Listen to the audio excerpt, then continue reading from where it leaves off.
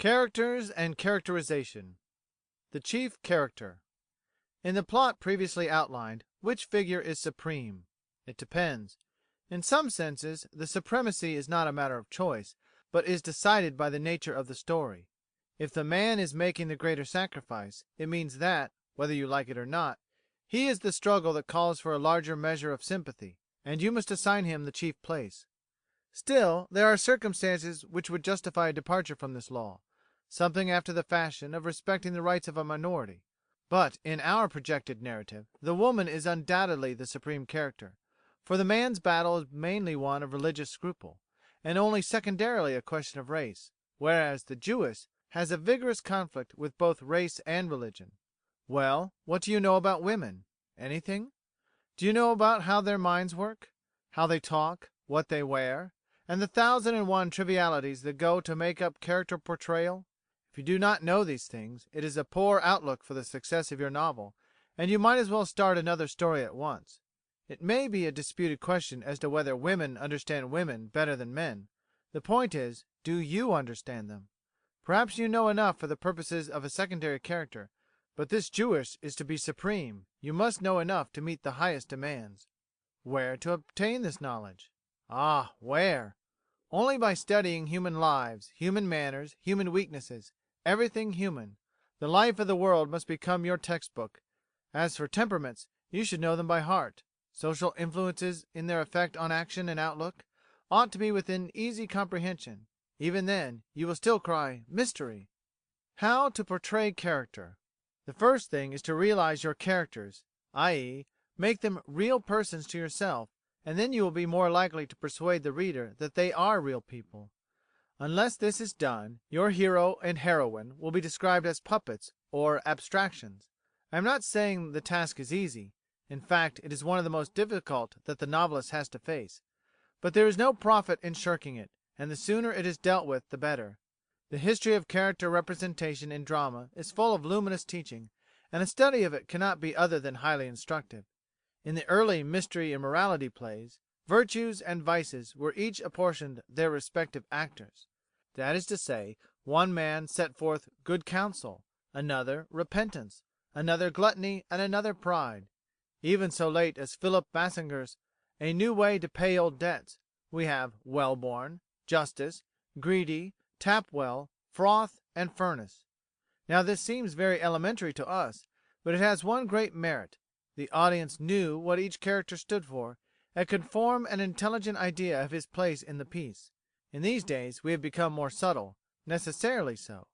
Following the lead of the Shakespearean dramatists, we have not described our characters by giving them names, virtuous or otherwise. We let them describe themselves by their speech and action.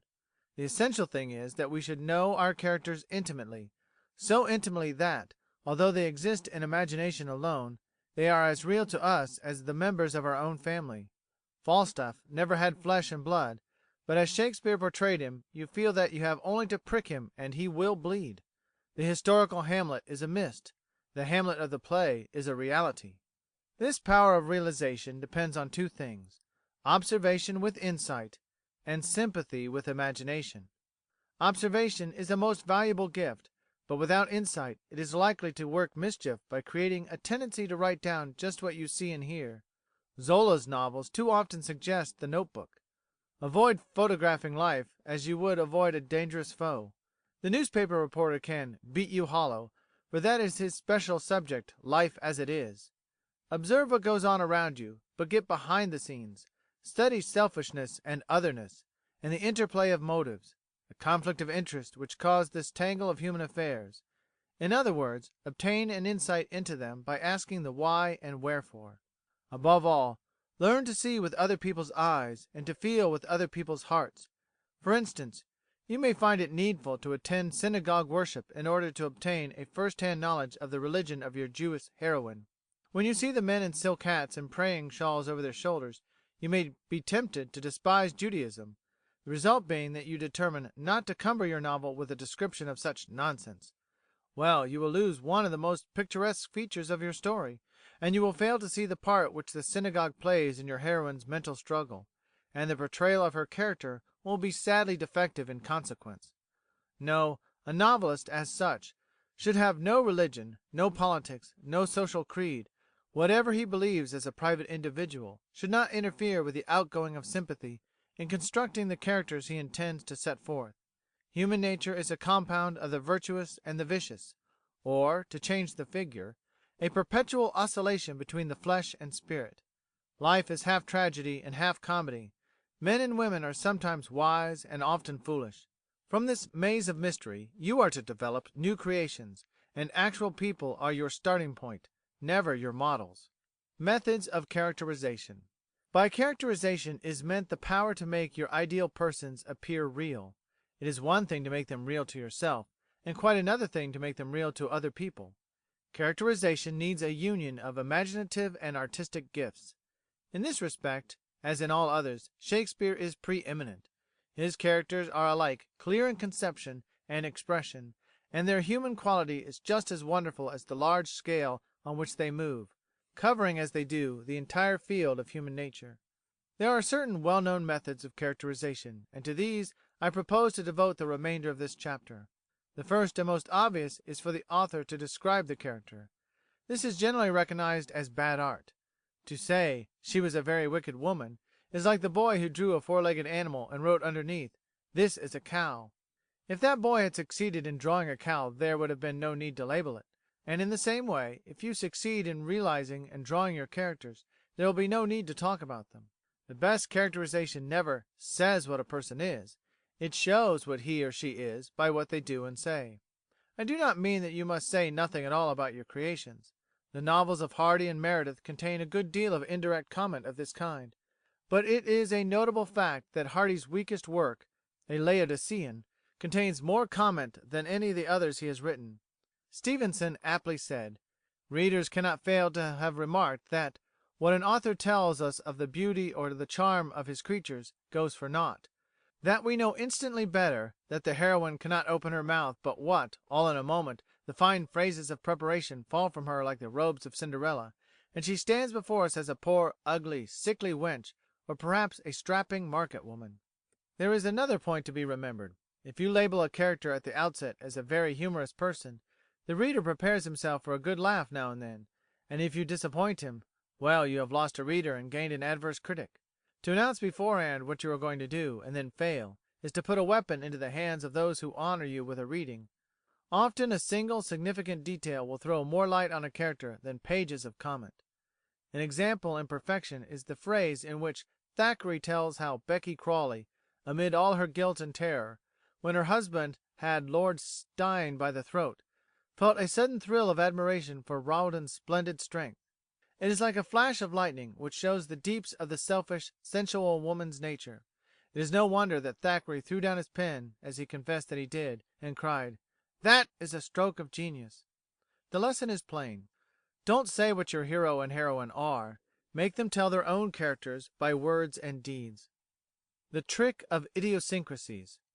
Young writers, who fail to mark off the individuality of one character from another by the strong lines of difference which are found in real life, endeavour to atone for their incompetency by emphasizing physical and mental oddities. This is a mere literary trick. To invest your hero with a squint, or an irritating habit of blowing his nose continually, or to make your heroine guilty of using a few funny phrases every time she speaks, is certainly to distinguish them from the other characters in the book who cannot boast of such excellences, but it must not be called characterization. It is a bastard attempt to economize the labour that is necessary to discover the individuality of soul and to bring it out in skilful dialogues and carefully chosen situations. Another form of the trick of idiosyncrasy is the bald realism of the sensationalist. He persuades himself that he is character drawing. He is doing nothing of the kind. He takes snapshots with the literary camera and reproduces direct from the negative. The art of retouching nature so that it becomes ideal is not in his line at all. The commercial instinct in him is stronger than the artistic, and he sees more business in realism than in idealism. And what is more, there is less labour. Characters exist ready for use. It is easy to listen to a lively altercation between cabbies in a London street, when language passes that makes one hesitate to strike a match, and then go home and draw a city driver. You have no need to search for contrast, for colour, for sound, for passion. You saw and heard everything at once. But the truth still remains. The seeing of things and the hearing of things are but the raw materials. Where are your new creations? The trick of selecting oddities as a method of characterization is superficial, simply because oddities lie upon the surface. You can, without much difficulty, construct a dialogue between a blacksmith and a student, showing how the unlettered man exhibits his ignorance and the scholar his taste. But such a distinction is quite external. At heart the men may be very much alike. It is one thing to paint the type, and another to paint the individual. Take Sir Willoughby Patterne. He is a man who belongs to the type selfish, but he is much more than a typically selfish man. He is an individual. There is a turn in his remarks, a way of speaking in dialogue, and a style of doing things which show him to be self-centred, not in a general way, but in the particular way of Sir Willoughby Patterne. There is one fact in characterization for which a due margin should always be made.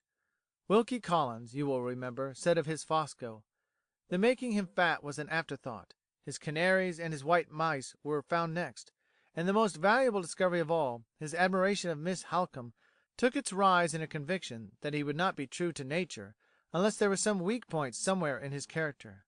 You must provide for these afterthoughts by not being too ready to cast your characters in the final mould. Let every personality be in a state of becoming until he has actually come, in all the completeness of appearance, manner, speech, and action.